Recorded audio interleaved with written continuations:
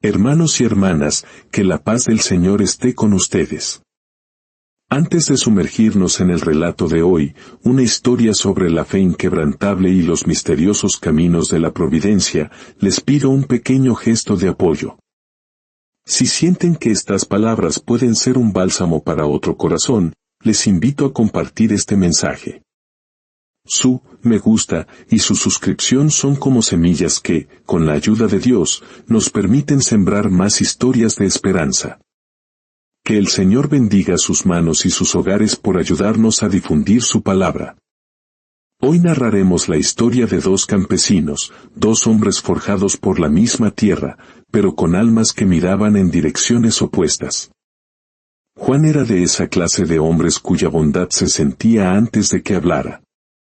Siempre te recibía con una sonrisa sincera, aunque sus manos estuvieran agrietadas y llenas de la tierra que tanto amaba. Vestía con sencillez, su sombrero de paja gastado por el sol y su camisa remendada eran el uniforme de su humilde vida. Pero si algo le sobraba, era fe. Desde muy niño, su abuelo le había enseñado dos cosas fundamentales: a labrar el campo con sudor y a confiar en Dios con todo el corazón. Para Juan, faltar a la iglesia el domingo era impensable. Ese día es para dar gracias, decía, por la lluvia, por el sol, y hasta por las pruebas que nos hacen más fuertes. Su vecino, Jonás, era un hombre completamente distinto. También había crecido entre surcos y sembradíos, pero en su juventud, la ambición lo llevó a la ciudad para estudiar. Regresó al pueblo con títulos bajo el brazo, ideas que él llamaba modernas y un aire de superioridad que no se molestaba en ocultar. El estudio es lo que te saca adelante, no los rezos, solía decir con una media sonrisa, como si su conocimiento lo elevara por encima de los demás. Claro que iba a la iglesia, pero su fe era de conveniencia. Acudía solo cuando un negocio importante estaba en juego o cuando el miedo a la desgracia le apretaba el pecho. A pesar de sus enormes diferencias, mantenían una relación cordial. Se saludaban por las mañanas, charlaban sobre el clima y el estado de las cosechas, e incluso compartían alguna broma ocasional. Pero la vida, que es la gran maestra, les tenía preparada una prueba que revelaría la verdadera naturaleza de su carácter. Un día, sin previo aviso, la calamidad se abatió sobre el pueblo. Primero, una plaga voraz devoró los cultivos, dejando los campos como un desierto. Poco después, una peste mortal se llevó al ganado, silenciando los corrales. Lo que antes era un tapiz verde de vida, se convirtió en un lienzo gris de desolación. Ambos vecinos sufrieron el golpe, pero Juan se llevó la peor parte. Lo perdió casi todo. Se quedó, literalmente, con las manos vacías y la tierra seca. Una tarde, Jonás se acercó a la propiedad de Juan y lo encontró trabajando bajo el sol abrasador, intentando rescatar lo poco que quedaba. «Vecino, ¿cómo haces para seguir?», preguntó Jonás, con una sorpresa genuina en la voz. «Mira tu campo, no queda casi nada. Yo, con todo lo que aprendí en la universidad, al menos salvé una parte de mi ganado. Pero tú». Juan se secó el sudor de la frente con un pañuelo, y con una calma que desarmaba, respondió: «Mientras haya vida, hay esperanza, vecino. La verdadera riqueza no se mide en lo que pierdes, sino en la confianza que mantienes. Dios siempre provee, a su manera y en su tiempo». Jonás no supo qué decir. En el fondo, sentía una punzada de admiración por la fortaleza de Juan, pero su orgullo no le permitía aceptarlo. ¿Cómo puede confiar tanto en Dios si todo le va tan mal?, pensó para sí mismo mientras se alejaba. Por su parte, Jonás estaba decidido a recuperarse rápidamente. Aplicó sus conocimientos, salvó una parte de su cosecha y de su ganado, y se sumergió en el trabajo. Dejó de ir a la iglesia por completo, excusándose con que no tenía tiempo para esas cosas. Pasaron las semanas. Cada hombre se encerró en su propio mundo. Juan, con su fe como única herramienta, trabajaba la tierra de sol a sol, y nunca faltaba a su cita dominical para dar gracias. Jonás, en cambio, se atrincheró en sus tierras, y con cada día que pasaba, la amargura crecía en su corazón como la mala hierba. Un día, cuando sus campos comenzaban a mostrar signos de recuperación, Jonás decidió visitar a Juan, quizás para regodearse un poco en su propia eficiencia. Sin embargo, lo que vio lo dejó sin aliento.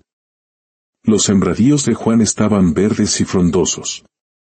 Las espigas de trigo brillaban bajo el sol, más altas y doradas que nunca, y unos cuantos animales sanos corrían felices por los potreros.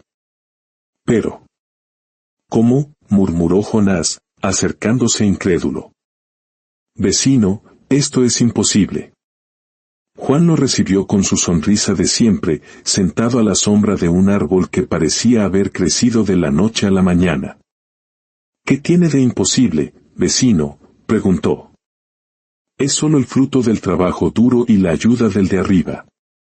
Jonás, aún incrédulo, insistió, no puede ser solo eso. Yo también trabajo sin descanso y mira, apenas me estoy recuperando. Juan lo miró con paciencia, como un padre mira a un hijo confundido. Quizás, vecino, dijo suavemente, lo que te falta no está en la fuerza de tus manos, sino en la fe de tu corazón.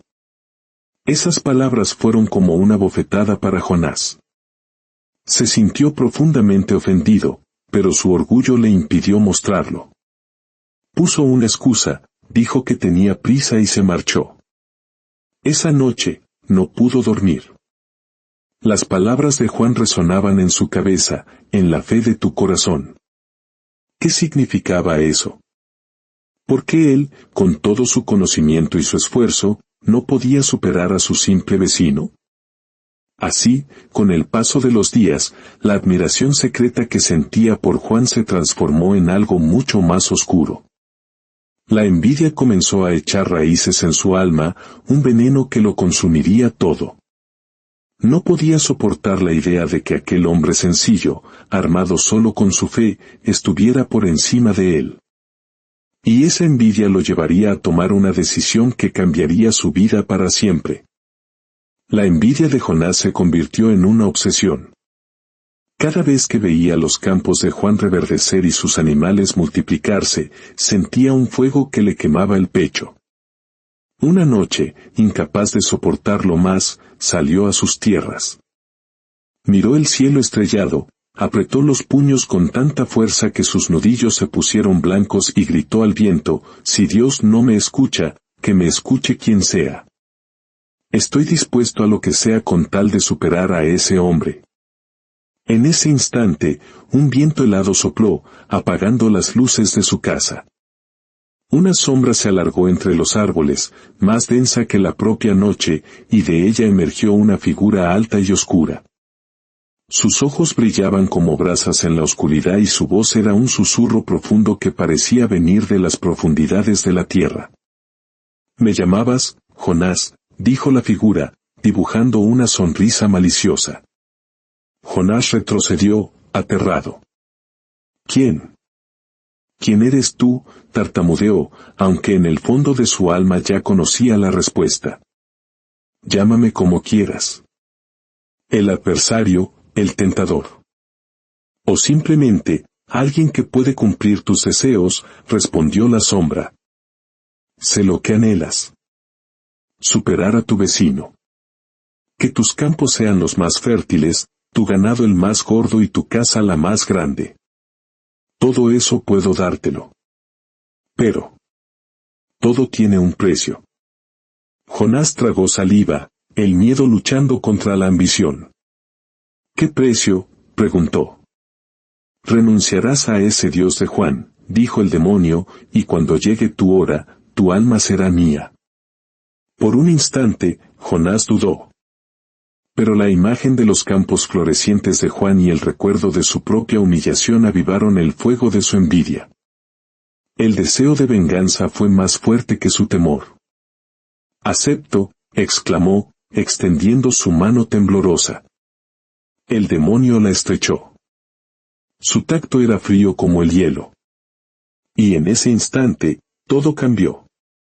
Los campos de Jonás se llenaron de vida de una forma antinatural.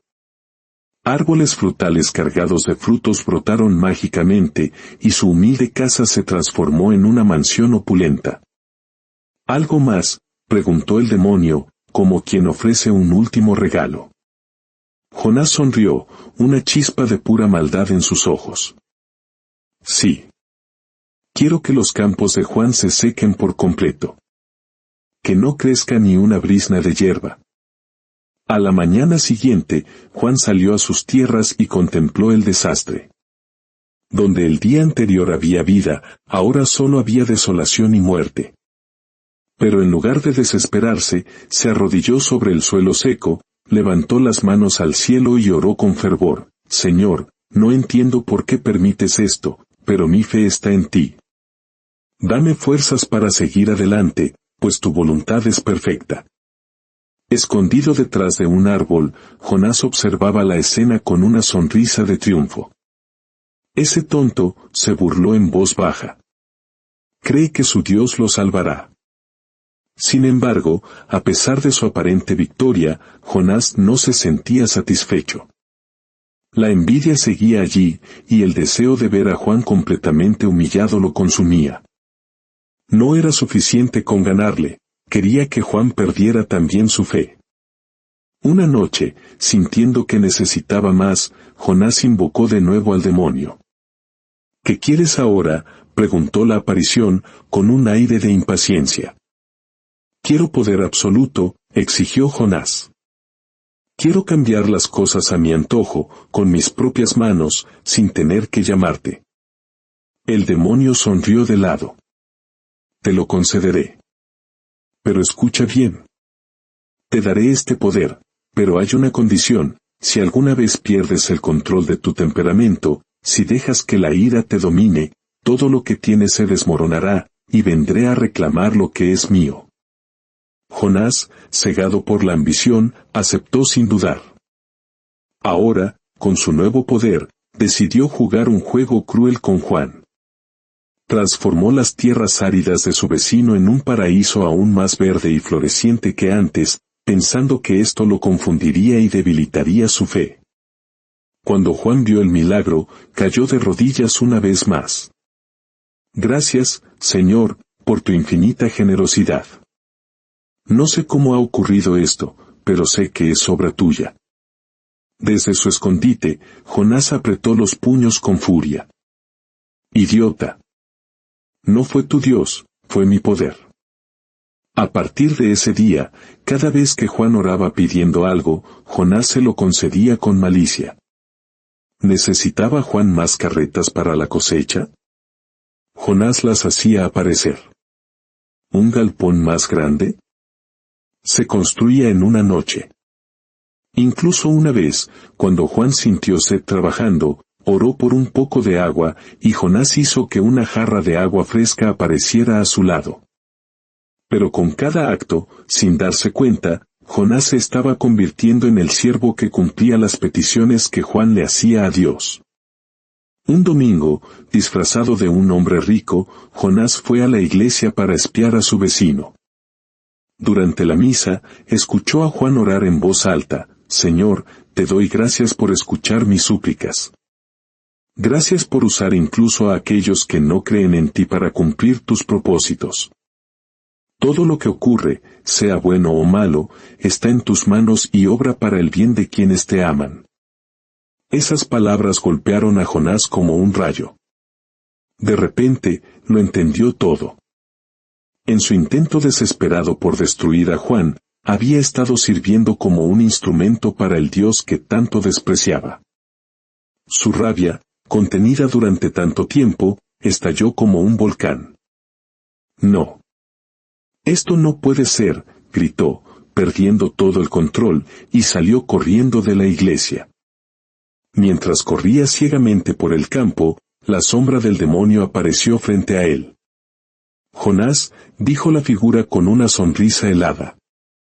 Rompiste el trato. Tu rabia te ha traicionado.